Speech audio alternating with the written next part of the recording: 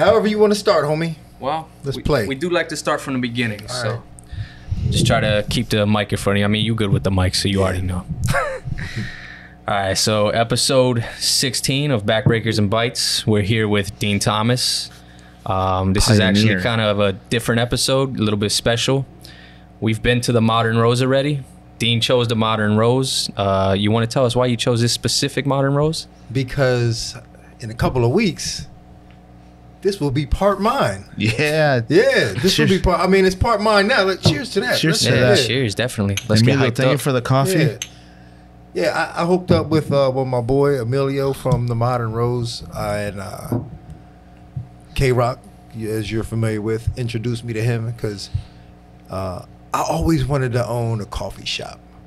And I went there and I was just blown away by the environment, the atmosphere, the food. I was blown away, and I was like, I always wanted a place to chill. See, I subscribe to, like, you have to be accountable for everything you do. You want a place to chill? You gotta make it yourself. You know what I'm saying? Like, I don't like when people go, oh, I live in this town, it's so boring. Hey, listen, nobody owes you fun. You want fun, you gotta make it yourself. That's it. So that's how I live. I live my life that way. So everything I do, if it's not provided for me, I'm gonna get it myself. I like that. So we can expect a K-Rock Instagram story every day from you? Probably, probably. She always repping that Modern Rose, man, every day. Yeah. I'm like, she wasn't playing. She loves this spot. Yeah. I went with her a few times, and I was like, all right, I gotta see how I can get in. I gotta get in there somehow. So here I am, and a couple months later, me and Emilio, we hit it off. And, he does business the way I do business, just no bullshit, get to the point, get it done, and that's just the way we operate. Get it done. Nice. Yeah.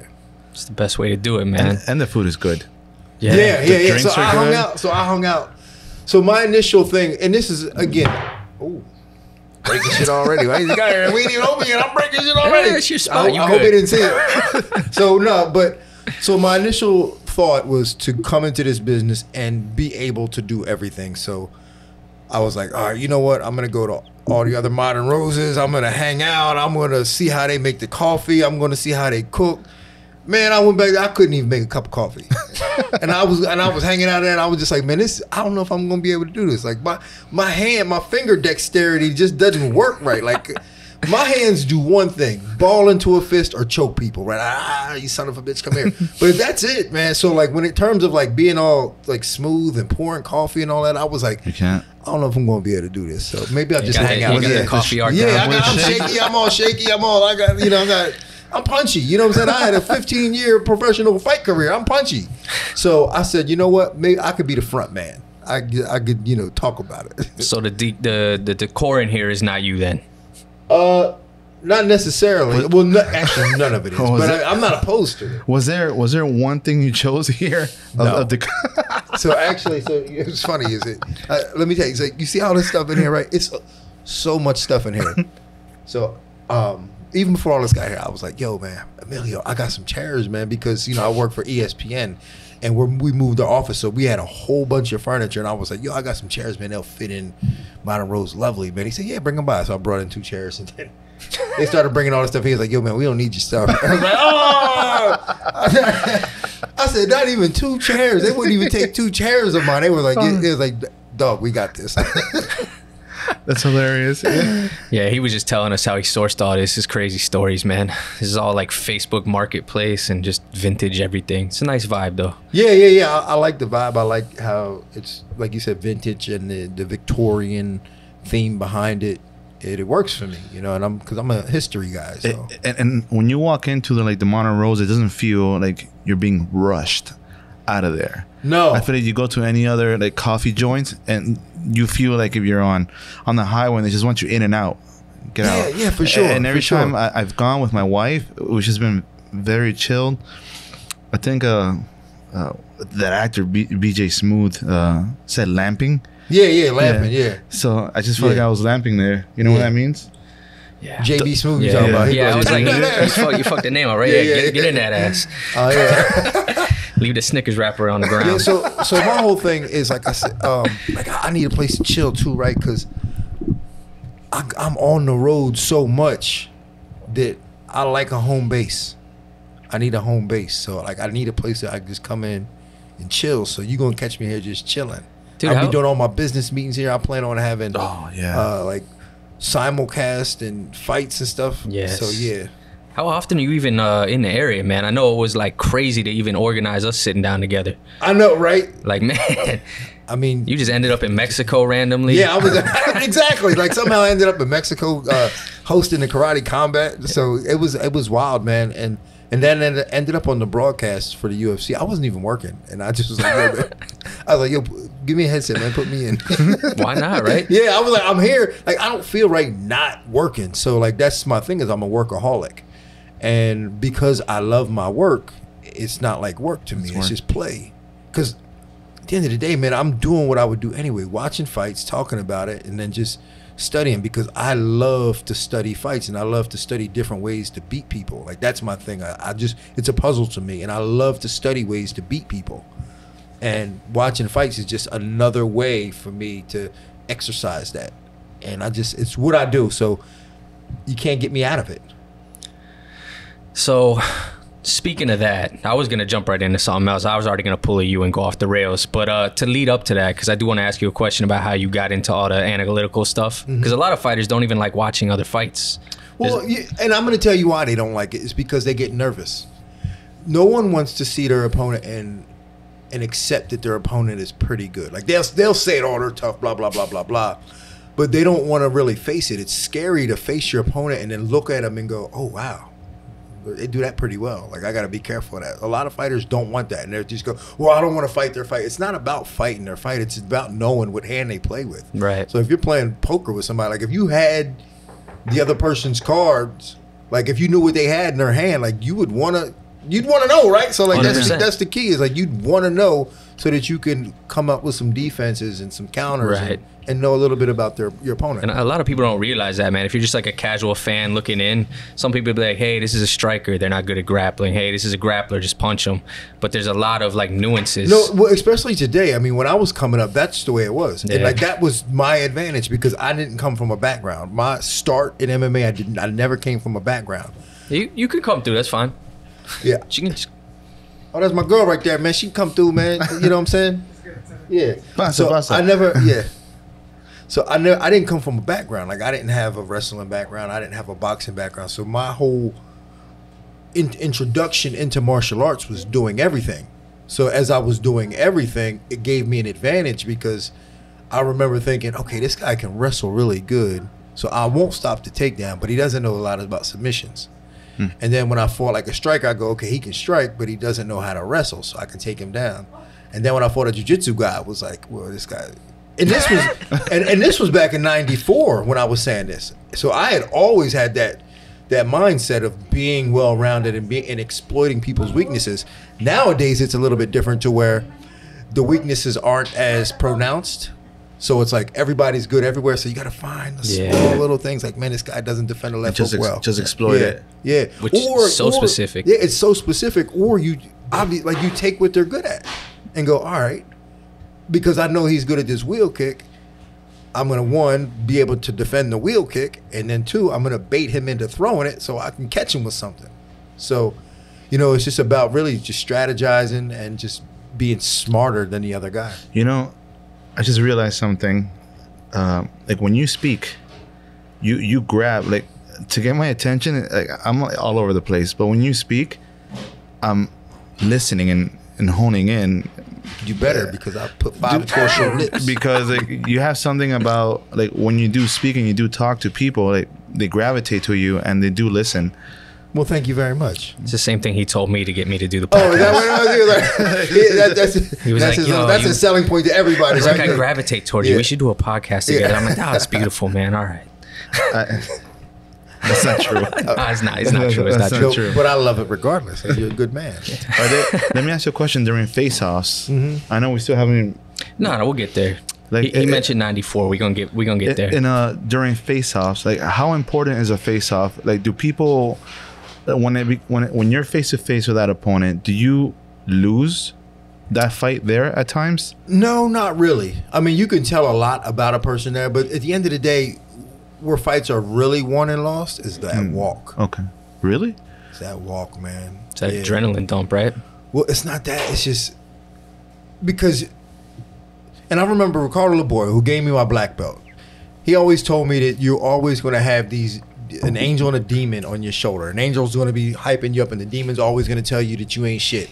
And that's always going to be there, like no matter what. And that happens. Like that happens weeks before the fight. It happens days before the fight. It happens the day of the fight. You're always like, one moment you're like, hey, I'm going to kick this dude's ass. And the next moment the other demon is like, oh man, you suck. You're going to get embarrassed, blah, blah. And that always happens.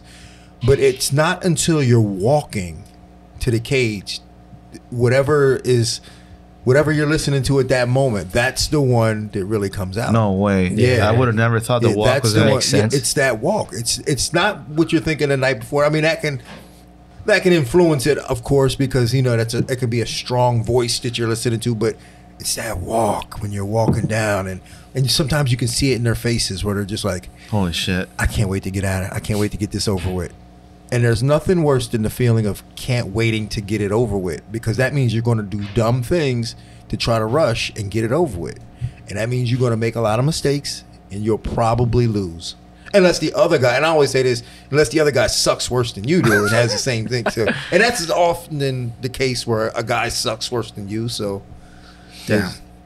I had no idea. Yeah, it's that walk, man. And I remember when Tyron Woodley was fighting Kamaru Usman, and we're going out, and I knew he had a bad camp, but I had a lot of faith in Tyron. I mean, he's really strong, very strong-minded, but just during that walk, I was like, all right, just hurry up, get this over with, because I knew he was going to lose. I was like, just get this over with, man. Yeah, you could kind of tell in the cage too, man. He didn't feel like Tyron. No, because he feel like he was the Kamaru before Kamaru. To be honest with you, man, it's when you get to a certain age and certain things happen. You don't realize it, and then when you realize it, it's too late, and you're the last one to know. Like everybody else sees it, but you don't see it because you still in your head think that you that dude, but you're not him no more. And that's what happened. But he's still my guy, man. I love Tyron Woodley to death, man. He's such a good influence and a strong, positive role model to people. Yeah, it's unfortunate with the Jake Paul thing, but I love Tyron too, man. Yo, I ain't even on the front, man. I was there at the second Jake Paul fight. I was in the corner. And, Tyron's boxing well. I mean, he's well enough. He's touching it. I thought he was winning the fight. And when he got hit, man, the world stopped for me. It stopped. I was like, oh, my God. And I said, man, I don't want to do this no more. Damn, really, real talk, man. Real talk, man. Like, when he got knocked out and he went face down like Apollo Creed, I was thinking to myself, I was like, man, I don't want a corner no more. I don't even want to be in anybody's corner no more. It's devastating. It was devastating. I was like, man, this is not what I expected. That's a lot of weight too, man. Because I was like, he was fighting for the whole MMA world. Everybody, like, because they gave him a second chance. Yep. Like the first time he did well, then they gave him a second chance. It was a short notice though, right? Kinda, yeah, because he was covered. Tommy Fury pulled out, so then he had like 2 weeks. But no excuses, man. He fell for the old okie doke, man. And Jake Paul went fake low and went high. Like, he fell for it. And, oh, man. I mean, it was devastating to me. So when I saw that fight, I was like, this shit has to be rigged. There's no way Tyron could lose to this guy. Did everybody feel the same way? Everybody did. Like, and that gives me some peace, though. It does. I ain't gonna front, man. It gives me a little bit of peace knowing. You saw Tyron talk to Rampage about that? Yeah. He was like, yo, come on, man. You know me. He's like, they gotta pay me way more than that to. Yeah. It gave me a little peace thinking that everybody was like, yeah, there's no way Jake Paul could do that to this guy. So I was like, all right, well, at least everybody thought it was fake. But the reality is I knew it wasn't fake, and I was just like, I mean, what do you say to him after that? It's like, man, I mean, it was so. And I remember just. As it happened, he got knocked out, and we're in the ring walking around, and Tyron's like, yo, what happened? I'm like, oh. Yeah, that's the worst. I'm like, yo, man, it's not your night, man. But I was also there in his highs though, like when he knocked out Robbie Lawler. And it brought tears to my eyes, and it was in Atlanta. Like, he knocked out Robbie Lawler. He had that fight with Nate Marquardt. Right? Nah, he goes. Yeah, am I reversing it? Yeah, no. He lost to Nate Marquardt. No, it's all good, man. It's history. I always reverse it because Tyron is such like a good striker, I always, dude, like somehow it gets mixed up in my brain. I remember him throwing because he got nasty comboed against that cage by Nate. Yeah, he did. I mean, I remember when like that just seems in reverse. Well, I remember actually we watched that one time, and Tyron goes, "Man, that was a good combination." I mean, it looks like a fucking video game. He slumped him. Yeah. Caught him a couple elbows. Got him with that like everything. Tekken 8-piece. Man, it was crazy. The craziest hit. Dad, what was his name? Tyron hit Josh Koscheck. Oh yeah, Yo, he hit him so fucking hard. Yeah. I was like, he's dead. Bow. He killed him. And then another one. Bow. He hit him twice, and Koscheck killed was him. just like, That was it for Koscheck after that. I never saw him again. Yeah, that was it. I mean, he may have fought after that. It's a couple of us. I don't know. Who knows, man? That was his soul fight. Koscheck, he was one of them guys that was a wrestler that thought he was a striker towards the end. Well, that was what happened. So, like, this game, it's such a new sport that there's so many different trends that come and go in waves, and that was the time period where wrestlers fell in love with striking because, like, they had this thought that, oh, I'm a national champ. No one will ever take me down. So all I got to do is work on my striking. And then when he fought GSP, it was like, he got get taken down. He got outstruck, got taken down. He got everything happened to him. That's the guy too, man. That was like Johnny Hendricks had the same syndrome. Same mentality, right? Yep. All those guys, it was that time period where all they wanted to do was strike. And they had a little bit of power because the mechanics of throwing a power punch is similar to the mechanics of shooting. So they were able to generate a lot of power off their legs and get a good punch off. Sometimes the technique would be a little whack, but it's still powerful. You guys still believe that GSP beat Johnny Hendricks? Yes, absolutely. I don't remember. I don't remember. He got beat up more, but I think GSP just was more technical. It's hard to say, right? Because now, like, that fight is so long. It was so long ago, and now the way we score fights is different. That's true. So I'd have to go back and watch it and go, okay, who really won this fight? You have a point. I mean, what do you think we score differently now? Well, they score based on damage, duration, and then control. So whoever's doing the most damage, which is still unfair, but I get why. Like, that's the best solution. I mean, there's really no solution other than having, like, just completely rewriting the way we score fights. It should never be a 10-point must system for MMA. I mean, that's terrible. It's terrible. So it's based on damage, really, which I don't think is fair because I can literally close my eyes and clap a dude, pop, and cut him. And it looks bad. And it looks bad. I can close my eyes and do it on accident. And then he could take me down, pass my guard, take my back, and not do any damage, but I still win around. You know how hard it is to take somebody down, pass their guard, take their back? That's very difficult to do. Gotta start training these judges, man. Well, that's what I'm saying. Like, but it's just like, but they don't score that as much as. Is it though? Because that's like the Nate Diaz stuff, man. Like him and Nick got them caveman eyebrows to get cut every fight, and they can't win a decision. But Nate's doing it to himself now, man. When he fought Leon, and you could have finished the fight, and you're just flipping the guy off. Like, it's winning your fans, but it's not winning you to fight. Yeah, I'm not sure. Like, I seen him recently at a UFC, and he was like, "Man, I want to fight." And I was like, "Oh, come on, so do it." I was like, "Yeah, like, it's not that difficult." Like, I don't understand. Like, all these guys say they want to fight. Like UFC 300. Like, this should have been like they made this the main event such a big deal out of the main event. How come nobody wanted it? Yeah. How did nobody want the main event? How did nobody want that spot? How do you feel about 299 versus 300? Well, I think 300 's still an all-around better card. Yeah? Yeah, I still think so. I mean, just 299 is like stacked all the way down to the pre-prelims. 299 is fun. It's seriously fun, but 300, I mean, when you look at the past champions, you know, I mean, opening the card. Well, like, who's opening the card? It's like Davison Figueiredo and Cody Garbrandt, both former champions. Yep. I mean, and they're on the prelims. So I mean, they're definitely someone's gonna get KO. Oh yeah, for sure, man. I think that's a great fight because I think Cody Garbrandt is still the most talented and fastest bantamweight on the probably fastest fighter in the UFC. Is that chin gonna hold up? Yeah, that's the problem. His chin just don't hold up. So he's defensively irresponsible, and his chin don't hold up. So that's a great way to put it. And that's a bad mix. It's a bad mix. Yeah. So let's step it back because our whole thing is we like to tell you guys story. All right, and I feel like we ain't really seen shit about Dean Thomas except for being like the funniest guy in the UFC on the internet right now. I stay low key, man. But in terms of I just try to make people happy. You know what I'm saying? So. Yeah, nah. I But mean, that's we could take it from the beginning. We try to be a little Yeah. different. You come from Delaware. Mm-hmm. You came down to somehow half of our guests are from Port St. Lucie, which is random as hell.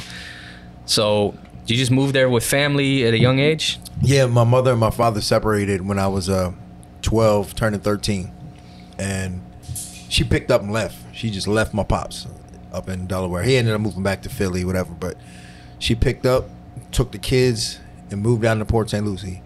Dirt poor too, man. Like I didn't realize it at the time, but now looking back, I'm like, damn, we ain't had shit. Yeah, that's how it Yeah, goes. yeah, you know what I'm saying? Like, so I mean, and then thinking about like when I was in Delaware, we was poor as fuck too. I was like, man, we ain't had shit.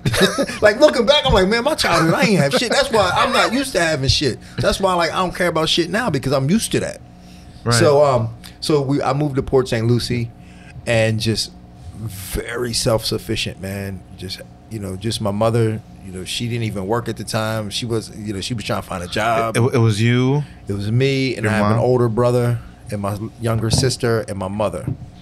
My other brother stayed with my father to finish high school. He ended up not finishing high school and moving down to Port St. Lucie and finishing high school. He's a doctor now. Oh, yeah, wow. yeah, he's a doctor now. It's crazy, Nice. man. But I got a crazy smart family. We're all very weird in our own way, like very, successful in what it is that we ended up doing, actually. But he's a doctor now, so. But yeah, he ended up moving down to Port St. Lucie, and we all lived in Port St. Lucie, and this was Port St. Lucie back in 89, 90, 91. So I mean, There's it was nothing like there. no, it was like Okeechobee, worse. Yeah, It was. I mean, we're in South Florida now, and there's no city in South Florida like how Port St. Lucie was at the Yeah, time. I mean, nah, it it's was done. yeah. I mean, there were dirt roads, still dirt roads, and half Holy of them crap, didn't yeah. even exist. Yeah. So you had a school in Port St. Lucie at some point? Was that before or after the Longwood school? Oh no, so I had I grew up in Port St. Lucie, went to high school in Port St. Lucie, and then that's how I found fighting. It was 90. I think I saw my first UFC in 93. My sister showed it to me. Damn, from the beginning. On a VHS, UFC 2. Your sister was kickboxing, right? Yeah, she was At the time. kickboxing, and she showed me a VHS. Did she continue tape. on? No. She still follows it though, but she didn't continue on. She was with Steve Shepard down in Palm Beach somewhere. I don't even know if he's still there. I don't even know if he's still alive. The rest is soul if he's not. So I tell Ricky all the time too. It's like we don't have any striking down here because we did, but everyone's dead. Yeah, right. But nah, so I was in Port St. Lucie, and then I had gotten in a little bit of trouble. Like I wanted to play college football so bad, man. Like that was my dream. And I Yeah. quit football every year in high school just because for whatever reason, man, I was intimidated by being on a team. I hated to mess up for the team. What'd you thing. play? I played receiver. Ah, finally. I had good hands. I keep too. guessing that for everybody. Oh, yeah, I played receiver, but I quit every year. Every year I go out there, get intimidated because everybody was bigger and they hate. I mean, I was small. I was like 100 pounds. I was 76 pounds in 7th grade. So yeah, so I was really Damn. small. Yeah, I was tiny, and they always intimidated me. So I was like, man, this sucks. So I quit every year, and then I was going to still try to go away to college and live my life, and I got in a little bit of trouble. So the girl I was dating at the time, Just so the I- wrench? Yeah, I bashed this dude in the head with a wrench. You know what I'm saying? So I couldn't leave Port St. Lucie. I was like, damn, no one chance to get out of Port St. Lucie. I can't. The county won't let me leave the county. So yeah, because I was going to court and all that stuff, so they wouldn't let me leave. So and this was about the same time I found fighting. So because I couldn't leave, all I did was watch and study fights. So it was like a blessing in disguise. Like I couldn't leave, and then I ended up getting sentenced to 52 weekends in jail. For And what? For hitting a dude in the head with a wrench. Oh, I thought she did that. No, I bashed the shit out of this She dude, man. caused it. Yeah, she ain't really caused. I did it, man. You know what I'm saying? I ain't going to front. Well, man. you wouldn't have met the other guy. Young, yeah, you know what I'm saying? Like I was young. You know what I'm saying? And I wasn't training at the time. So Yeah, so you need the wrench. wrench was the right idea. Yeah, that's what I'm saying. He might have been worse off now. Yeah, but to be fair, I'd hit a motherfucker with a wrench today too. So I mean, it's not nothing new. But so I had to stick around. So that just gave me. It taught me a lot about discipline and just like going to jail every weekend, man. Like sitting in a jail cell, like taught me about patience and discipline, and I would study fights all week. I'd watch fights, VHS tapes all week, read magazines all week, and then me and my buddy Paul Rodriguez, who's from Port St. Lucie, he runs. Now you're tripping me out because I knew it was Paul, but he's from Port St. Lucie too. Yeah, he runs ATT Orlando. Right. He trains all them guys in Orlando. I trained there for a minute. Did you? Yeah. Yeah, dude. So he's from Port St. Lucie. We went to high school together. So we'd be at the crib training in the front yard. We had mats out in the front yard. We'd be at the crib just like watching videos and just practicing. So not knowing that you were going to have a career in this. No, You were hell just- no. Like just- it wasn't having about fun. Yeah, it wasn't about having a career. Like even today is not really about having a career. It's just what you do. It's just what I do. Just the same enthusiasm that I had back then. So it's just what I do. And I swear to God, like it really is the same enthusiasm. So we'd be in the yard just practicing moves and stuff. And then eventually he moved to Orlando to go to school, UCF. And then like a week later, man, I showed up at his door, man, just knocked on the door and was like, yo, man, you got an extra room?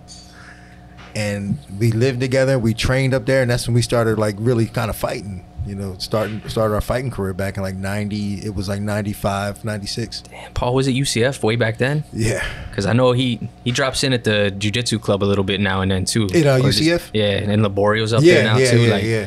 That's what I'm saying. Like before the podcast came on, we were talking a little bit how it's like I feel like I almost met you like 10 times. So that's another one because I heard you train with Paul and I'm like, and now Yeah, you we tell started me. together. Man, Paul hated jiu-jitsu at first. He was like, because I had to convince him. He was like, man, I ain't doing that shit, man. I like to box. He was like, Mike Tyson will beat all these dudes' asses. I was like, no, man, listen. But I would order the VHS tapes with like the Gracie in action tapes. Oh, nice. And then I got the Marco Huas tapes. And they had like his fights on there. And then that's what sold Paul watching Marco Huas fight. Because Marco Huas was more of a striker, but he had some grappling. Right. And Paul was sold on that guy, not the Gracies, but sold on Marco Huas. And then it was, man, history's been written since then. So like, So who got you into it? Like what fight kind of hooked you? really, Hoist Gracie back in UFC 2 when he armbarred Jason DeLucia. I remember like rewind. I don't even know if y'all remember this fight, but Yeah. he armbarred this guy, and I just remember rewinding it like a million times trying to figure out how he did it, and I never could figure it out. Like, how did he get this guy's arm? Like, could never figure it out. And then I was just like, all right, this guy weighs 176 pounds. I weigh like 120 right now. I'm like, I gotta learn how to do this because I ain't trying to get my ass kicked. And that's really what it was. I was like, I ain't trying to get my ass kicked in the streets, man, because there's nothing more embarrassing than that. Yeah. Like getting beat up in the street, trying to protect you and your people. Hey, man, get away from me, pow. Man, I don't ever want that to happen to me. Yeah. So then, then we had fight. We started our fighting careers, man, just in Central Florida and South Florida, and just moving around doing our fighting careers. And then eventually, I joined the American Top Team in 2002. Was that before you fought in Japan? This was after. Like I had fought in Japan. Like I started training in like 95. I had fought in Japan by the end of 98. And you guys were just like running your own thing? We was at the crib. So how'd you end up getting like fights in Shudo and whatnot? Man, because I had fought in these other events in Orlando, and I was kind of getting a buzz about me. He was like, "Yo, who's this kid, Dean Thomas?" And I was fucking dudes up, man. I ain't gonna lie. Like, at that time, I thought I was invincible, man. I was busting dudes up. And then they offered me a fight against Mach Sakurai in Japan. Yes, dude. Yeah, you know Mach Sakurai. He's yeah. one of my favorites of all time. And I remember I was thinking, man, all right, I gotta fight this guy. But I ain't had no passport at the time.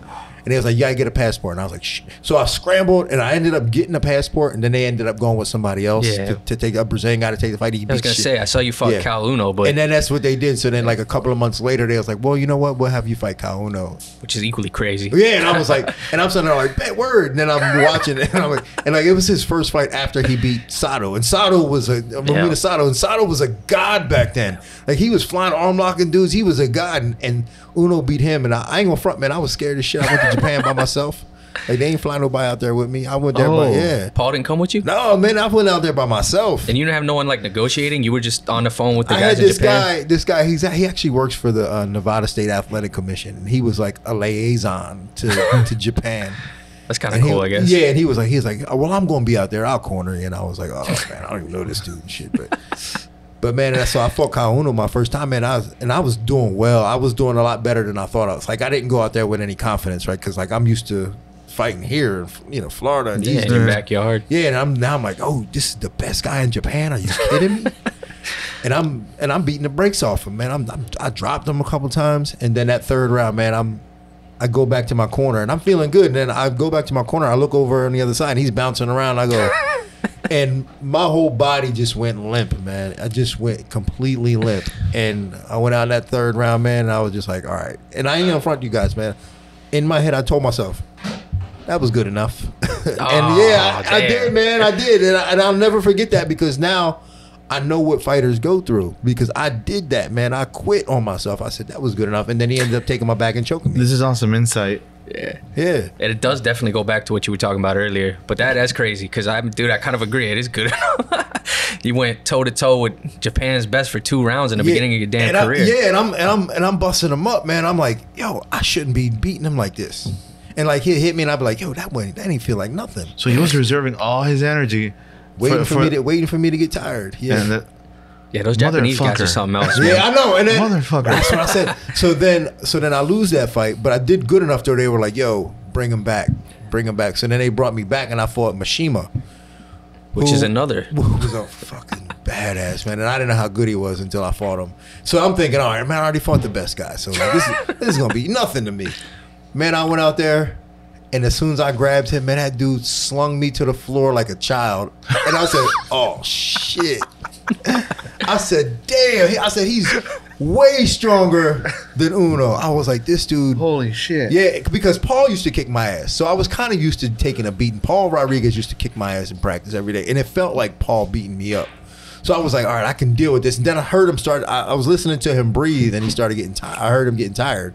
So I was like, all right, if I can just keep him getting tired. So I was like, as long as he don't finish me, I'm good. Keep hitting me. Yeah.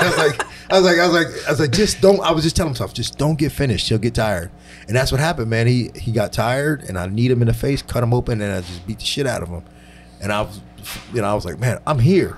I'm good. I can compete with these guys. And that was a good feeling. That was when I knew. That was when I first knew I wasn't a real punk. You know what I'm saying? To overcome that adversity in the beginning, and then to win, and then just win at that level. I was like, I'm here. I'm here now. Because that was, there was no lightweights in the UFC really at the time. Nah. It was no lightweights. So like that's where all the good light fighters fought. So that was the lightweight division of the UFC. That was where all the good guys fought. So for me, I was like, yeah, I'm here. So what was Top Team at that time? You came down to Coconut Creek. This was all before Top Team. Right. Yeah, that was all before Top Team. But you said you ended up at Top Team. Yeah, so I didn't end up joining Top Team until, then I got a call to fight, and I had already beat Jens Pulver at the time. Yeah, and I got a call to fight him for the UFC title. And I was like, nah, you know what? There was, I know, talk about the dumb mistakes Dean Thomas made, right? This is one of them. They asked me to fight. I was like, you want to fight Jens Pulver again? It'll be for the UFC title. I was like, nah, like there's a fight in Hawaii called Super Brawl, and I ended up taking that one instead, and I fought who was Max Holloway's uncle, Bozo Pauling. Oh, that's crazy. Yeah, and I beat him. So I went out to Hawaii. I'm all good, and then so then that there goes my. But the UFC eventually came back around, and I was supposed to fight Genki Sudo. Oh, yeah. You were gonna fight Genki? I was gonna fight Genki Sudo. That's crazy. They just throwing you to all the craziest motherfuckers. Oh, I know, but at the time, you know what I'm saying, I'm living in. I had the first, and at the time, I had a school in Orlando called the United Champions of Martial Arts, first MMA school in Orlando. Like everybody ran through there. Nice. So and that's where I'm training, and I'm sitting, I beat the shit out of this dude, but like 3 weeks before, man, they go, all right, Genki Sudo's hurt. We had this other kid, BJ Penn. I'm like, man, I'm beat the shit out of this guy. You know what I'm saying? Did you know anything about BJ Penn beforehand? Nah, man. I just and so then I did my little read the magazines and look at the videotapes, and he's a jiu-jitsu guy. It was young BJ too. It was young BJ who had one fight in the UFC where he fought Joey Gilbert, and he looked okay, but I was like, he's a jiu-jitsu guy. But dude, you guys had a good fight, man. Like that was some well-rounded MMA. For the time period. Right, yeah, for sure. And I look back at it, and I'm proud of it. I'm not looking back. That was cool as hell. You had some striking, you had some ground game. Yeah, because BJ was good back then. Yeah. And I remember fighting him, and he grabbed me, man. I remember being so much stronger than him, and I just shook him off. But I remember when I shook him off, how fast he got up, and I'm thinking, damn, this dude's fast. And then I said, all right, because I had been working on this move, man. I was like, all right, I'm gonna fake with the right, catch him with the left. and I tried to fake him with the right, but I ain't really sell it good enough. And he ain't really bite on it. And I threw the left, the biggest left hand of my life, man. I was, and I missed. And then I thought he was going to shoot. Got you in that clinch. Yeah, I thought he was going to shoot, but instead he threw a knee and bow. Next thing I know, I'm waking up in the back like, yo, Doc, what's up? I was like, Doc, what time we gonna fight? And he's like, it's over, man. I was like, what? No. I was like, yo, see if I can't get a do-over. I was like, wasn't supposed to happen. Like, I mean, I was devastated for months, man. I was like, oh man, like it's a bad feeling when you don't feel like you get an opportunity to fight. Yeah, it's a bad feeling. Devastated for months. And then after that fight, I had trained with then after that fight I had still been training, and then I fought Fabiano Iha in the UFC on my birthday, actually. Very first fight in Las Vegas history. That was the one that was sanctioned, right? Yeah, very first sanctioned fight in UFC history. I fought Fabiano Iha. And you won. Yeah, and I won that one. So then I'm like, all right, whew. And that was during 9/11 too. I remember I was training. Oh, shit. Yeah, I was training in LA. I had a flight to LA, training with Frank Trigg and Vladimir Matyshenko, Rico Ciparelli, and these guys. And on my flight home was 9/11. And I'm at the airport thinking, all right, I'm trained, can't wait to go fight. And look up on the screen and one of the towers is going down. I'm like, damn, that's crazy. Can't wait till my flight. And then next thing I know, man, it's just mayhem at the airport, man. Everybody's running around and cops are running around. They're like, all flights canceled for the next week. So I got stuck in LA for a week. Oh. Yeah, man, it was crazy time. So it was like I ain't had no money. I had like $300 like in my account, and I was just like in LA, like, oh man, damn. Where were you during that time? High school. High school. I was in 9th grade. Oh shit. I think I was in my sign language class in high school. Yeah. When it happened. Yeah, and this girl came in. She's like, the Twin Towers are collapsing. I didn't realize how serious it was at the time. Honestly, I'm just like, oh, cool. We ain't got to do geography. Yeah, I was like, me neither. Shit, I was like, they turned the TV on, and I'm looking at it, and I see, and I'm like, is that a movie? And what the fuck is that? And then every parent came to pick up their kid. My dad never showed up. You was in the school all by yourself? Yeah, I didn't get picked up either, but I don't think a lot of people in mine did. No, dude, everybody, like my whole school evacuated. All the parents came to get their kid. Damn, that's crazy. Because they were all seeing that the planes were falling. Yeah, yeah. So I must have went. My school was too white. Like my fucking, we still have payphones, and I called my dad. And he's like, "Why are you calling me?" Dad, this the Twin Towers. He goes, "What the fuck is that? I'm working." Hey, leave me alone. I just stay there. Yeah, man, those were some crazy times, man. But yeah. So I ended up finishing that camp. I fought that fight and I won. And then that's when Alex Davis, who still manages and translates for a lot of Brazilian fighters, but he had a connection with the guys down at the Silveira brothers, which was then turning into American Top Team. Laborio had just moved up. They turned that into American Top Team, and they were like, "Hey, man, listen, I see you out in Orlando. You're doing your thing, but you know." You can come down here and train with us. And at the time, like, Orlando was like hit or miss for training because like those guys were like partying. They were all college kids and shit, and they was partying and shit. So I was like, all right. And that's when I moved to South Florida and I started training American Top Team. So how did you end up having which one came first? You said Port St. Lucie. You had a franchise there before the one in Longwood? Right. So I was in so I opened up my school in Port St. Lucie in like 2005. And man, it was a lot of fun. I ain't gonna lie, man, it was a lot of fun. But Paul had opened up Orlando, and then he started like opening up other chains in Orlando, and then he just couldn't run them all. Like, if you know anything about Paul Rodriguez, man, like that dude is like Mr. Unreliable. Great man. I went the other way I thought it was gonna go. No, Mr. like, I'll be there at 10, and you don't hear from him for another month. I was gonna say, I know that. That's him. Yeah. Yeah, right. Yeah, but I mean, like he literally will disappear for like months at a time, and then you'll just see him on Facebook in like the mountains somewhere. And you're like, yo, we were supposed to meet up. And that's just how he is. So, and it's hard to do business with a guy like that. And they didn't really understand that he was like that. And they thought that he was like kind of a dick for doing that, but that's just how he is. He's been like that since I known him. So then they were like, hey, listen, we can't fuck with Paul, man. And they were like, can you help us out with these schools? And I was like, all right, I got y'all. This is part of my passion and shit. So were you bouncing back and forth? Yeah.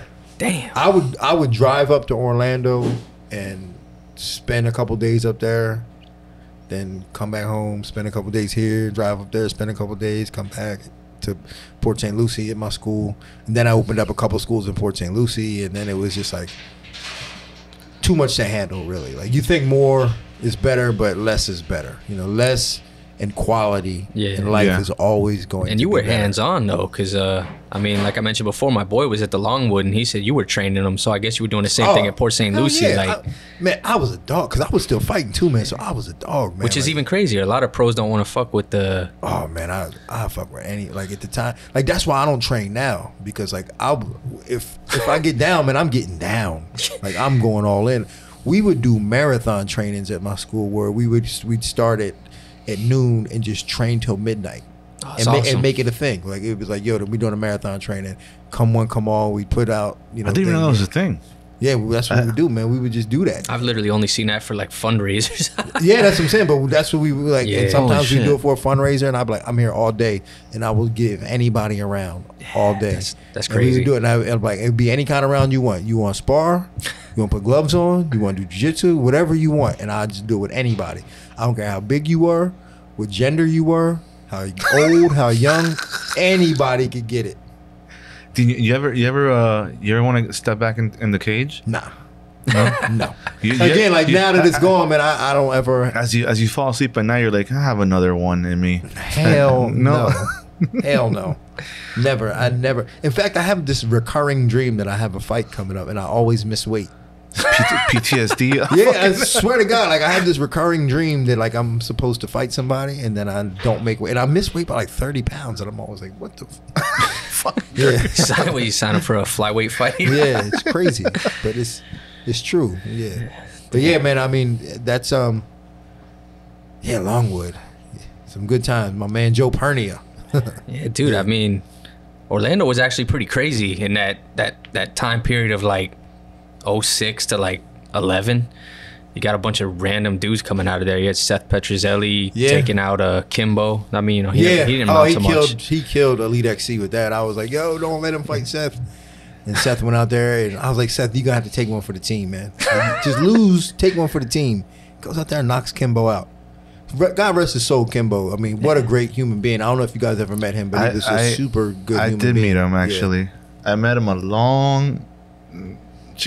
think I was 18. He came, it was called Thump Fighting Gym, somewhere in Miami. I forgot where, by the falls. The Thump? Yeah, that Thump. Yeah, enticing. Where do I sign up? So he took some girl under his wing. Her name was Gina, and when I had my white belt, so they'll have me roll with her, because I was like the smallest guy and the only white belt in there, so I was rolling with her, and she's like, "Oh yeah, they're gonna come pick me up," and so I was just talking to her outside, and then he rolls up. He was fucking huge. Yeah, he was huge, and I was like, "Aren't you?" And he goes, "Yeah, what's up?" The nicest guy, right? The nicest guy ever. He goes, "Hey, what's up, man? How are you? How you doing?" "Yeah, I'll be here next time." Can I get? What? It was still flip phones, so I didn't get a fucking picture. Shit, but I was like, flip phone picture, man. That's timeless. Blurry.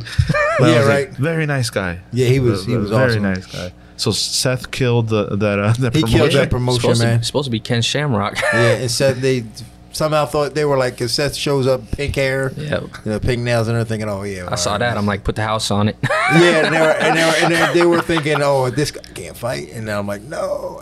But I actually thought Seth was going to submit him. No one could have saw that. It was like wasn't he on his like back foot? Yeah, he like jabbed him on the way in, and Kimbo goes down. I'm like, no. And then right after that, man, that whole promotion shut down. Should fold it quick. Yeah, that was a hot spot, man. You had that guy, you had Ben Saunders, like a lot of dudes came out of there. Ben Saunders used to train with me and my United Champions. His sister would drive him up from Pompano all the way up to Orlando. Yeah, Ben was a teenager. Oh, wow, I didn't know he went back that far. Yeah. That's why he had some time at Gracie Bar, Orlando. Yeah, but even before that, his sister would drive him up to my school in Orlando. Bro, that's a good crazy. sister. What's that? That's Yeah, a good I sister. know, I know, I That's a know. good sister. So yeah, I mean, but we just had a cast of characters. It was all. I don't know if you guys remember Rich Crunkleton. Yeah. He actually fought Hermes Franca in Yeah. the UFC. Like I he used Fucking to come Hermes, out. dude. Yeah. I know- That I know was a Hermes guy that Frank. had a fall off. Oh, I He know. became he's like a pedophile or something. He's Oh, in jail for like no. life. Yeah. No. Little Brazilian guy had like bleached hair. He was cool, but Fuck. Yeah. I guess not outside of fighting. He was a funny dude though, man. He had a really good sense of humor, but a terrible human being. Yeah, it That's sucks. a terrible human being, really good sense of humor. That was Really a good conflict of interest for my morality. You're a really good guy. Keep the kids. Yeah, Keep yeah. the kids away. Yeah, Stay away we've from my had sister. that conversation, man. You got to like take the art and the artist apart. Yeah. That happened with Michael Jackson. Yeah. It was. Well, Well, allegedly. I still don't know if it's true or not. But fuck. So Just looking at my pictures, just trying to figure out how they got me these little whiskers, this little pubic hair on my chin. they shout out to Joe. Yeah, shout out to Joe, man. That looks. I mean, damn. I don't even know where you got that from, He's- but that's dead on. Yeah, he's a big fan of yours too, man. He does art for John Anik and Florian for their podcast Oh, and does he? whatnot. Yeah. Oh well, I'm honored. Yeah, he fucks with Anik a lot. Yeah. But so you had a little interaction with one of our other guests, Oh, Kayla Rocco. Oh yeah. How yeah. did that happen? You just happen to be scrolling down Instagram and Yeah, I told you, like I get excited about the fight game, you know, and talent.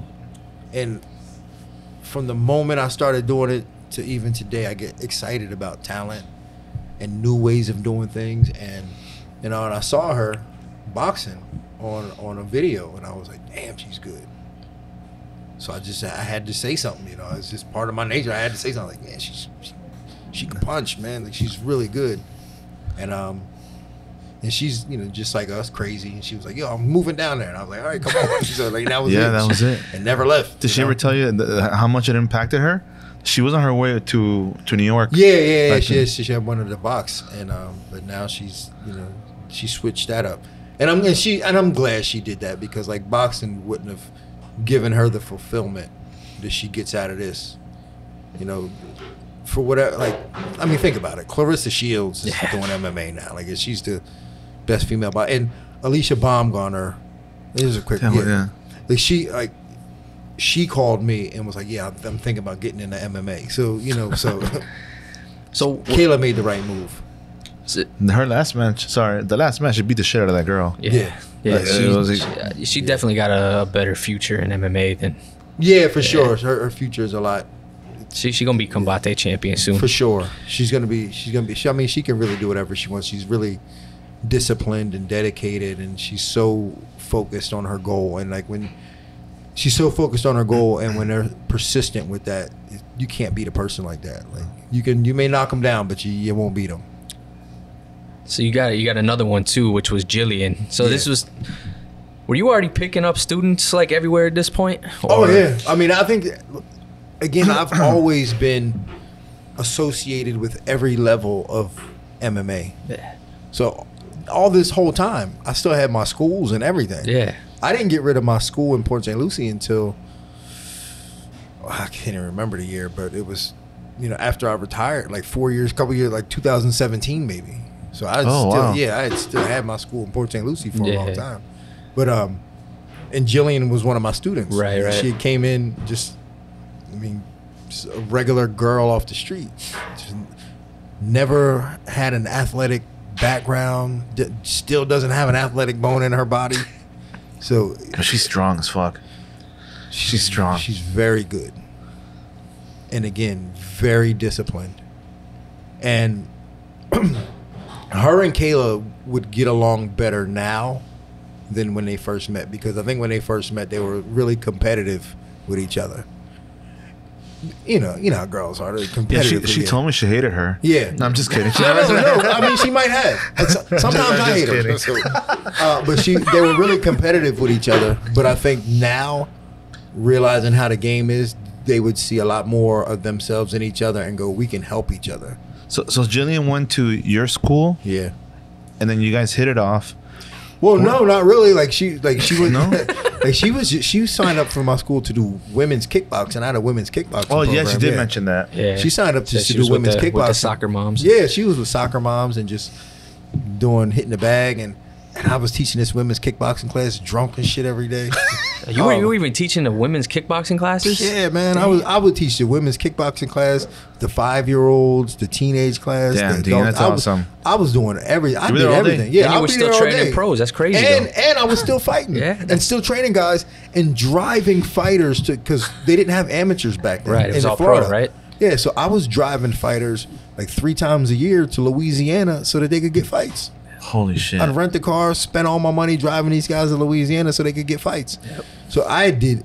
So like people can't tell me shit. Like I'll be hearing people try to hate on me online. I'm like, you can't tell me shit because I've done it all, and I've put my blood, sweat, and tears into this game. So, so Jillian came through, and I didn't think nothing of her as a fighter, really. And then then she started eventually doing jiu-jitsu, and I mean she wasn't even the greatest at that at the time.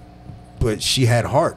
It was And interesting. I've always the same way I told you guys when we do these marathon trainings that I was like, we don't discriminate when it comes to training. I don't care who you are. I'm gonna be more gentle with you if you're smaller and more fragile. I'll be more gentle with you. But I don't care if you're a man, a woman, a child. We can scrap. We can go. Anybody. And I've always trained them to be that way. So Jillian always had that in her. There were times where when I first started training as a head coach at American Top Team, and she followed me down there, Karina Dam, she put fear in every girl down there except Jillian. Who that? You know who's Korean? Yeah. Karina She was Dam. one of like the original She was one of the original like UFC fighters, right? Invicta, Or Invicta, Strike Force. yeah, somewhere in Karina there. Dan? Karina Dam. And she had a brother Rodrigo Dam who I'll look her also up fought. later. And like I remember none of the girls, Tisha Torres, none of the girls would train with her. And Jillian was the only female that would train with her because that was just the way I brought them up.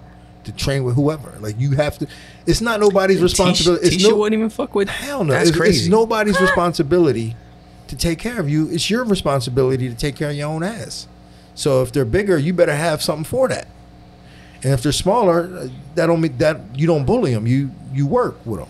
So you got to be able to work with anybody, and I still believe that. Like anybody can still get it, So it's my job to protect my own ass.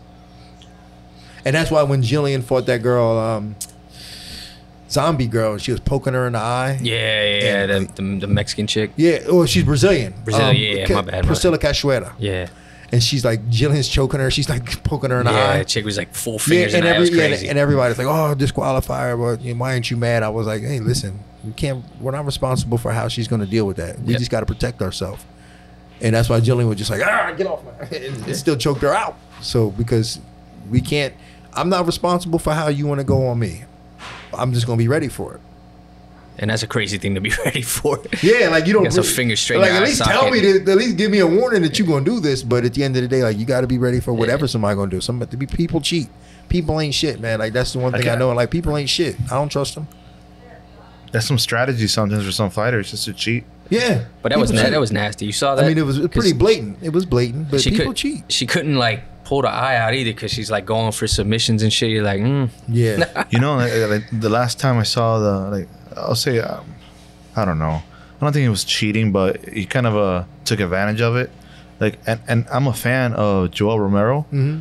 When he sat on that stool against Tim Kennedy, that's hilarious. 100%. Tim Kennedy like whooped his ass. Like it was done for, and then he comes back and knocks him out. Yeah. like When he had 5 minutes to sit on the stool. I was like, damn, what do you say? Like who was refereeing that? John, I think Big John. nah, Was that wasn't- Big John referee? Nah. That was in UFC, wasn't it? Yeah. Yeah, Big Yeah, John it was- wasn't. Big no? John wasn't reffing in UFC anymore at that point. Or was it? Maybe. Might have been her. I don't know. I mean, it could have been anybody, but at the end What of was the day, that the one? ref, Steve Mazzagatti. yeah, could have been. Oh fuck. But the ref made a grave mistake that day. Yeah. That's it. Because if you're not standing up, Yoel, the fight's over, right? Yoel's Yeah. just like, I don't speak English. I don't know what you're saying. Yeah. That was just beautiful. Fluent English. I know. He pulls. That's what my dad pulls. Man's like, I don't speak English. It's perfect. So you got Jillian, and then it comes COVID and all that. We're gonna jump back in a minute. I just want to go and get to the ATT breakup because I know he wants to talk about looking for a fight. Yeah. I want to know what happened.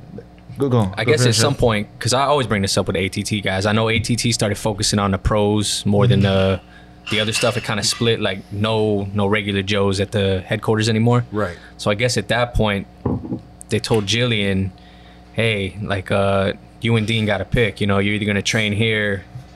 No, so this was right during COVID, and Tyron Woodley was training for Leon Edwards, and I just had an epiphany at that moment. I'm training Tyron, and I'm training with Tyron, and I had this.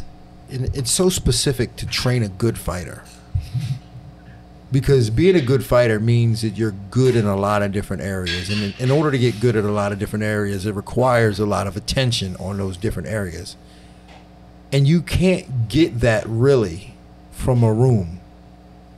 You know, you can't get that type of attention on yourself from a room. Now, if you have a big enough room, a large enough sample size, some good fighters are going to emerge.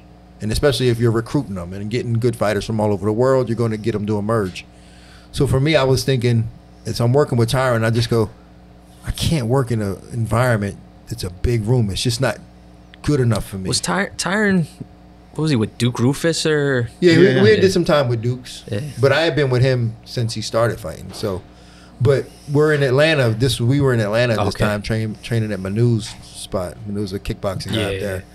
And I'm just thinking, I said, it just doesn't do it for me to go back to that room. I would prefer to just focus on one or two guys and just really make them good. And that was my thing. I was only going to focus on one, two, maybe three fighters and just really dive in and make them good. And and I did it a shitty way. I was, very non-confrontational. But at the end of the day, like, if there's no relationship, there's no relationship. Right. So I was just like, send them an email like, hey, fellas, man, we had a good run. We had a good, That's an understatement. Yeah, I was like, we had a good run, but it ends now. I'm not coming back. Damn, Jillian's version was a little bit more dramatic. Yeah, and it's like, took his shit out in the middle of the night. Yeah, well, no, but that was my version. But she was still at Top Team, right? And I think they got wind of her still working with me, and they were like, told Dia Davis, was like, tell her not to come back. Okay, so that's how it ties together. Yeah, damn. Like, tell her not to come back. So we was like, cool. Peace. So you working with Ghost Shed now, or are you just there to help her? I got down there because, because she was going down there and it's really good, and I like the environment. And despite their reputation and how it looks, they really do have a good environment. They really do. Yeah, they have a good environment, and they're all good kids in there, and they're good people. So, and I've told Awesome, the owner, that I would work with some of the fighters that are talented. Like, I really want to work with Francisco Prado, who just fought in UFC last week. I mean, he's a Ghost Shed? Yeah. Oh shit! And, all right. Yeah, and he's really talented. Oh yeah, Awesome did post he was in a corner that you don't need your eyes. Yeah, that was. Yeah. I right, mean, right. It was lost in translation. Yeah. Because I was, it's funny because I'm sitting next to the translator as he's saying it, and he's like, "You don't need your eyes. You don't need your eyes." I'm looking over. I'm like, but again, like, there's a lot of reasons why that could be lost in translation. One, Awesome doesn't really speak Spanish. Yeah. And he's cornering him in Spanish. And he was really just saying, look, get in the clinch because you don't need him as much. Yeah. And the translator is just like, bah, bah, bah, bah, just trying to get all the words out, But yeah, so I don't work for them. I go down there and help. Again, like when I see a fighter that's talented or that needs help and that are willing to do what I ask them to do, I work with them. Like Dennis Bazooka came in today, and I work with him. So I'm still at the same time, while I'm not really committed. Only Jillian I'm committed to, and maybe Sean Brady. I was listening to when we were thinking about getting you a little while ago. Emilio was kind enough to reach out and be like, hey, I can nudge Dean for you, and it's like, thank you. Oh, Emilio pimping me out, huh? Yeah, a little bit. God damn. But I was listening to Joe Rogan, and it was Sean Brady. And he goes, yeah, Dean Thomas is flying out. I'm like, this motherfucker is everywhere, man. I like working with people that have similar mindsets, man. And that's anybody, anytime. I don't care the weight. I don't care. I mean, and Sean's still not fully there yet to that same mentality, but he thinks from a jiu-jitsu perspective, and that's still how I think. And that is, We just got to find an answer. Find an answer. Like if they're bigger and stronger, if we find an answer. Can't ask them to cut no weight. Find an answer. Figure the shit out. So, and I work with people like that. So me and Jillian, we're always looking for new ways to do things and different ways to set things up. And it may look similar, like, look like she's just taking girls down, but we're always constantly refining things because we know that people are going to be training for that. So did Awesome reach out to you for the karate combat stuff? Well, kind of. Yeah, well, like I've been going, like I was down in Goat Shed like every day for her, for Jillian, and we'd kick it, and Awesome would always pick my brain on stuff and ask me stuff, and then he was just like, yo, man, you think you can come out? Well, actually, when it was at his mother's house, yeah, and I was sitting there next to him, and I looked at him, and I just said, and he was like, I mean, it was a great event, but he was just going ape shit trying to manage it, and I looked at him, and I was like, man, you need some help with this, man. And then he's like, you think you can help? And I was like, I help. This is a good event. It gives another platform for fighters, man. I was like, anything to give the fighters a opportunity, right. I'll help. So then he was like, you think you come to Canada or Mexico? I was like, yeah, I got you. So ended up in Mexico. Yeah, that was super random. But it's cool. I like it too, man. Like I remember Jillian was kind of giving us the scoop on that. She was like, yeah, I think it's gonna be Benson Henderson versus Pettis. I'm like, damn. Yeah, that's what I was getting saying. Right in there, and he's getting that. Yeah, he jumped right in and was making these big matches, and then he just had, he got Craig Jones, and he's getting him in the fight. Yeah, that was crazy too. Yeah, he's. I'm 50-50 on that though. I mean, if you got karate combat, what's the grappling? Well, it's just called the Pit Series. Yeah, the Pit Submission Series. So, but I mean, the reality is they're just trying to bring attention to it, and names bring attention to things. Of course. And this is another thing I always told my fighters, man, you don't get paid to fight. You get paid for people to watch you. Fighting is just what you're doing. Yeah. Fighting is just what you're doing while they're watching you. And they have a hard time accepting that because they think, oh, I train so hard, they should pay me so much money. I go, yeah, but if nobody cares, which they don't, no one cares if you train hard. No one cares if you don't have a name. So make sure that people care about you so that they want to watch you fight. I'm trying to remember who we were talking to that said that was exactly the same thing you said, Dean, that you have to. It was Blake. It was Blake? Yeah. So MMA fighter turned. Wait, is he still active in the MMA? No, I think he wrapped that up. It was an MMA fighter turned professional wrestler. Blake who? Troop. Blake Bulletproof Troop. Oh, I don't know. He does the commentary for Lights Out, Sean Merriman's promotion. Mm-hmm. Okay, yeah. He's actually, he's got a crazy history. He was out in SoCal during the kind of Gracie come up. But yeah, he had the same point. He was like, yeah, you have to be entertaining. If not, no matter how much you work, people just want to see. They just want to watch something that entertains them. Yeah, that's it. So we skipped a little spot in there that he wants to know a lot about, which is the looking for a fight. So... Yeah. So obviously through the power of YouTube, I know, I don't know if this is true or not, but what happened to the former person that was there? Mm-hmm. Do you know anything about that? Well, if it was what Matt said? Yeah. I mean, he had an issue with Matt, and he also had an issue with Dana, and he was like one of Dana's childhood friends. That's insane. Because Dana basically just made you right, and you're gonna blow this. Man, you can't bite the hand that feeds you. You can't. You gotta find a way to make the shit work. And then he had the issue with Matt, and Matt is the most non-bullshit guy I ever met, man. He's so aware of disrespect. He calls you out on shit, right? Like, I'll say something with no ill will, no intention, and he'll be like, what'd you say? Like me, and I'm like, man, calm down, man. I picked up on that. Anytime there was you guys would speak, and watching the show, and I was asking, it's Matt Serra like a confrontational person? 100%. Yeah. No. The word you said is he an asshole? No, he's not. But he's not an asshole. It's weird. He just picks up on disrespect, and I think it's.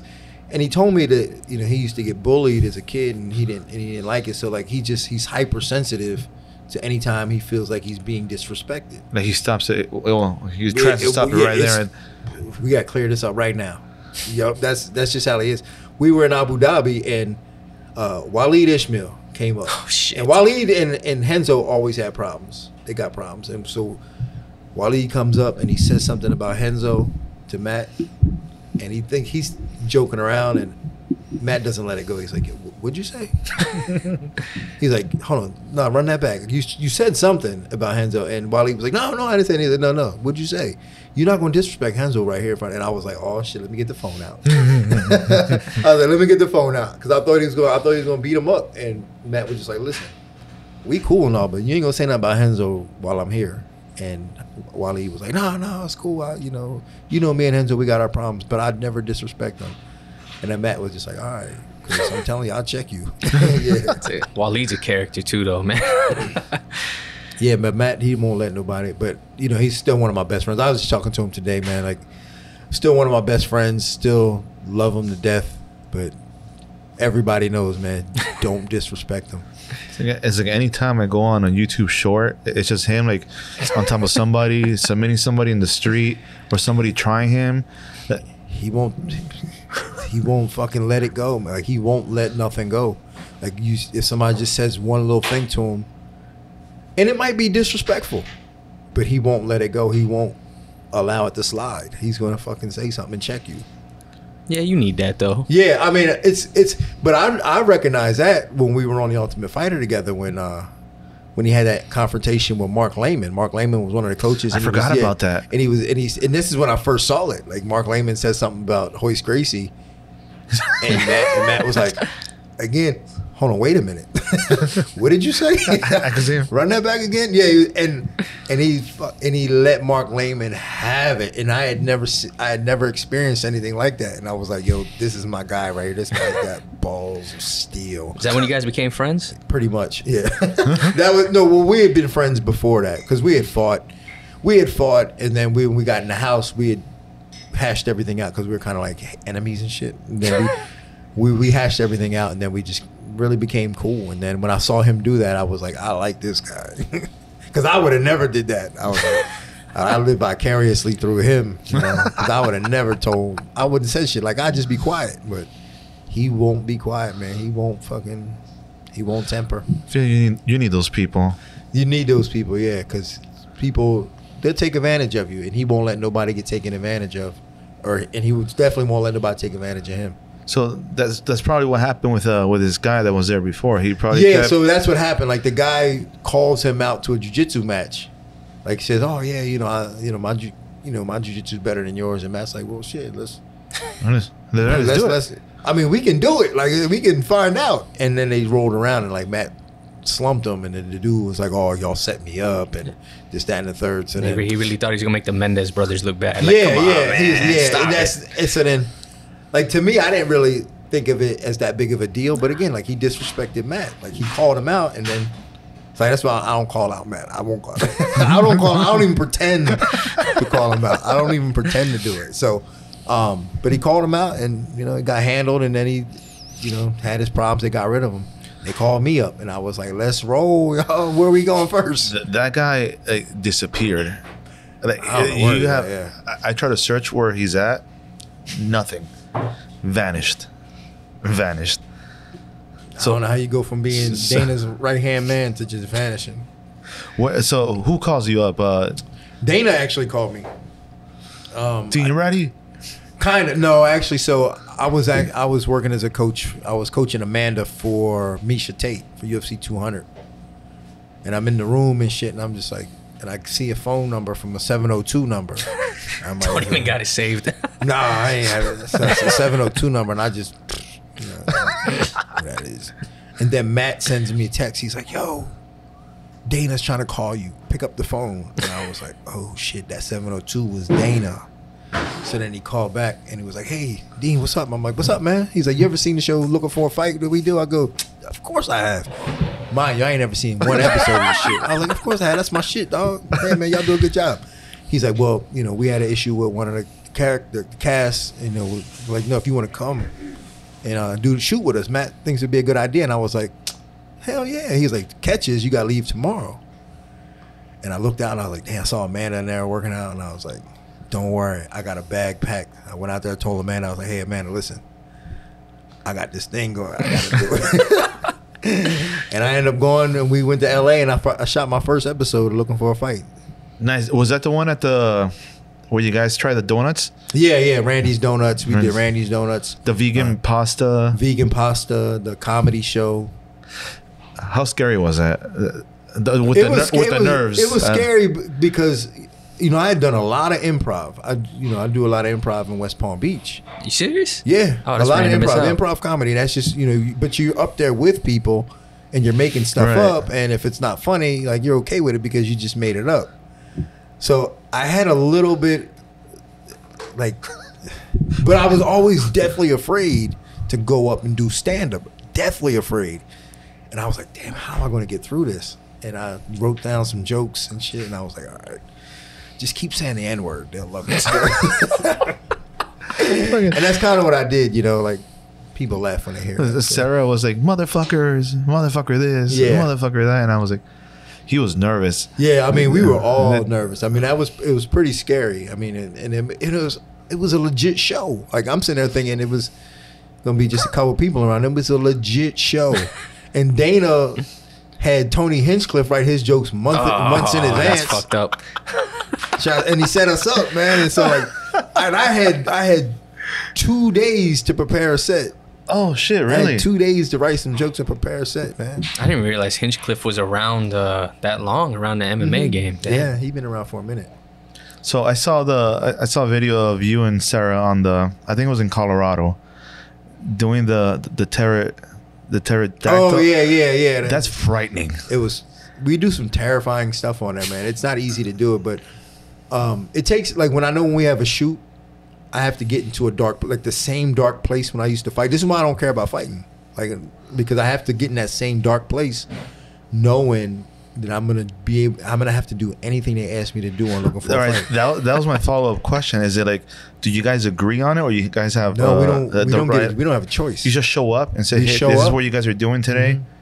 That's fucked up. We show up and the producers are like, and it's my boy too. His name is Roy Karpf. You know, I did a movie with him, and we talk all the time to my boy. But he's just like, we need the content. You got to do this. Jesus Christ. Yeah, what's up? Yeah, now? he's like, you got to go swim with these sharks, and I'm like, oh, anything but that. Got to do it though. Dude, I would have. I don't know how scared you were, but I saw Sarah's face when they launched you guys. In the I closed my eyes. It was. You guys go what? You guys hit the speeds of like 100 miles an hour. Yeah, it was like, phew, and I was like, yeah. That's been the scariest thing so far. Because I'm strapped in, it was scary. But because I was strapped in, it was I okay. think a couple other things, like swimming with sharks, was scary for me because I don't swim. I don't swim, and I don't fuck with sharks. So, like, yeah, there's a lot of things that can happen there. But also, when we were in San Diego, we did like the trapeze. Yeah. We did the trapeze, and that was really scary for me because I wasn't strapped in. I mean, I'm attached to something, but I'm holding on to this thing, like, and I'm so high up, and I'm just like, oh fuck. And this guy's like trying to get me to do a flip, and I'm like, dude, I ain't flipping off this shit. You kidding me? Matt does it, but I can't do it. I can't. He tries to get me to do a flip. I'm like, nah, it's not. Does Dana do all the stunts? No, as well? Hell no. Now, you know, so we filmed an episode in Toronto like a couple weeks ago when they had the fight, and me and Matt did everything. And Dana was just, yeah, he didn't even show up until. Wow. Yeah. But I mean, but that's okay. Like, he's a busy man, and me and Matt, I think, and I actually appreciate that because that means he trusts us to do the stuff. To carry it. Yeah, to carry it. So there obviously is something there if he trusts us to do it. So I'm okay with that. I mean, shit, dude. Like, you're a man of like 1,000 talents at this point, because now they got you doing the ESPN stuff too. Like, well, so like that transition from doing the show, I was and this was when I had gotten into bike riding heavily. I was riding a lot of bikes, and we were in Abu Dhabi, and I'd get a bike every day, and I'd ride about 30 miles a day. And, damn. the vice president of production was looking for a partner to ride with. I was like, dog, I got you, man. Meet me down here. So we'd meet downstairs at 6 o'clock in the morning in Abu Dhabi and ride every day. And while we were riding, we'd just talk about fights. And I didn't know who he was. We was talking about fights. And then he was like, yo, man, you know a lot. I was like, well, duh. Shit, who you? I'm Dean Thomas, motherfucker. And then he was just like, yo, you ever thought about being on the desk? And I was like, And he was like, well, you know what? I'm going to put you in some people. Next thing I know, they were like, boom, contract. Damn, that's random as hell too, man. Yeah, I'll take it. I thought maybe Dana put in a good word because you were so nice on looking for a fight, but that's crazy. No, just, man, just putting yourself in positions to win. You know, always being in a position to win, man. I still don't know how you got time to do all this shit. Me neither. I mean, I keep a loose schedule, and I don't say no to shit, man. I just do it all. I mean, that's why you're here, right?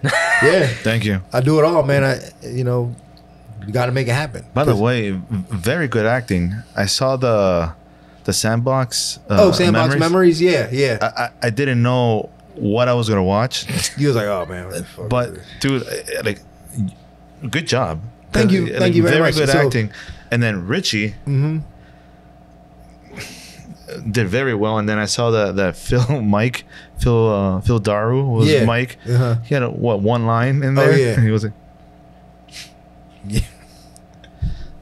But even from the yelling to the crying on the floor, I was impressed. Yeah. I mean, I've been acting for a little while, and I'm trying to pursue that a little bit more in the next couple of years before I get too old to put the energy into it, because it takes a lot of energy to be an actor.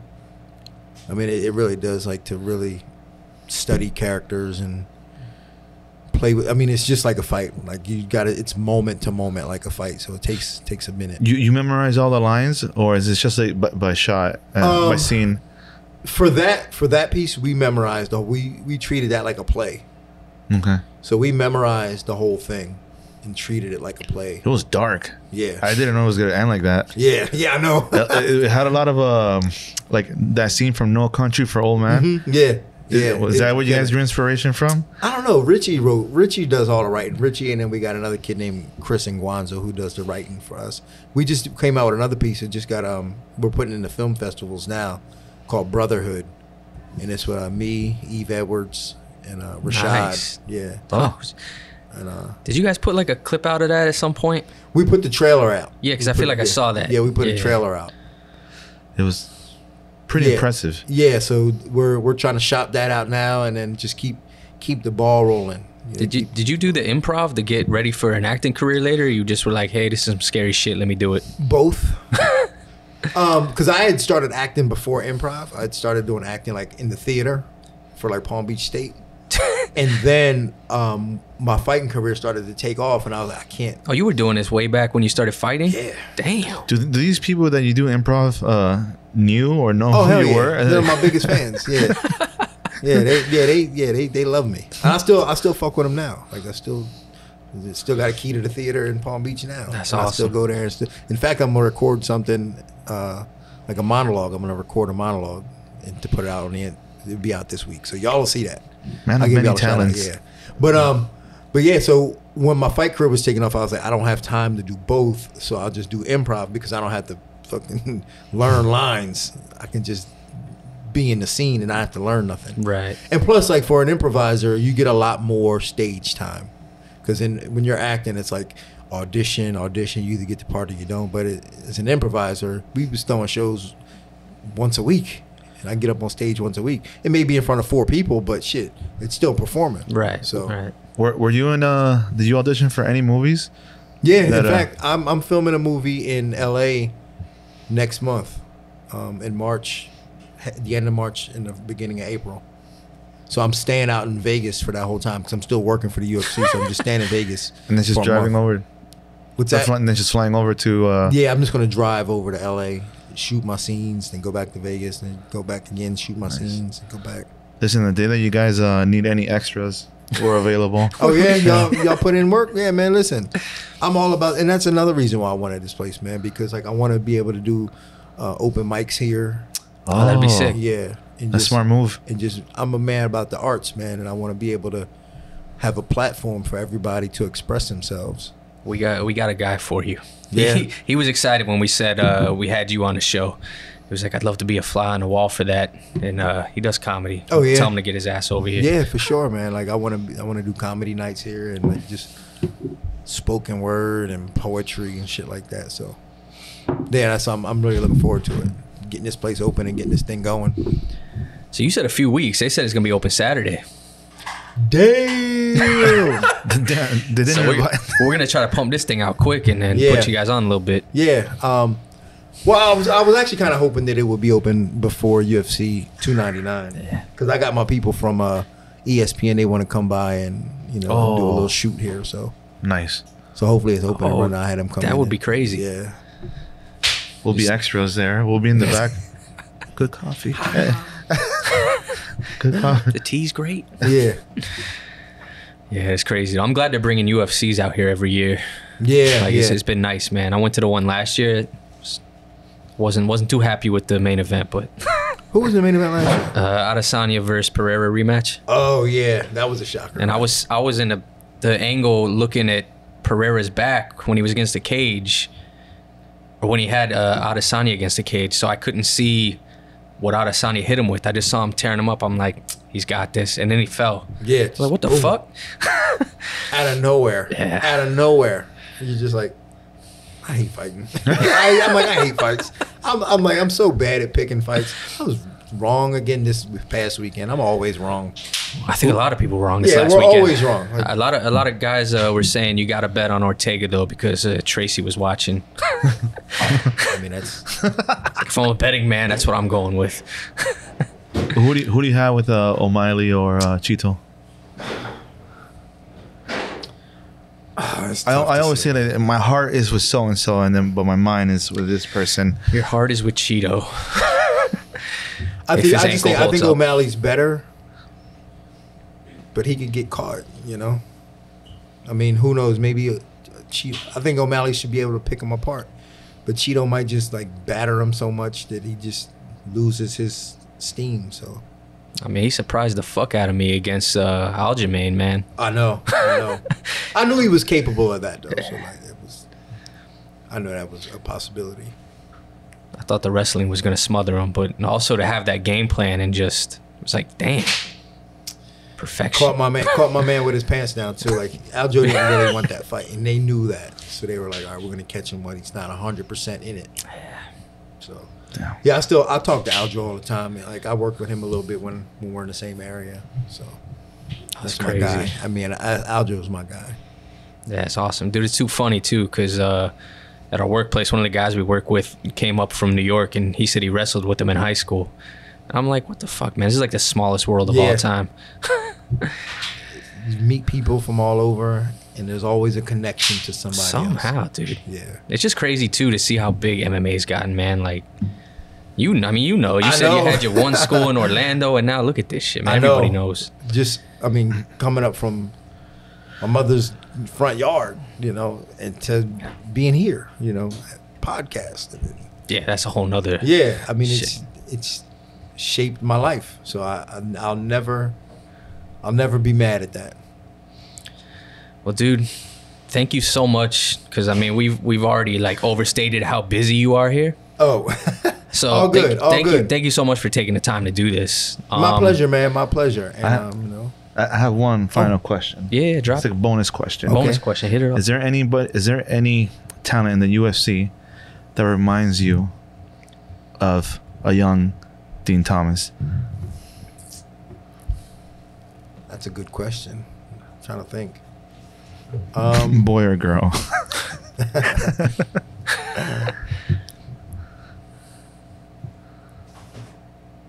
I guess, you know what? Maybe even Jillian now, right? Because, I mean, she's really adopted my entire style.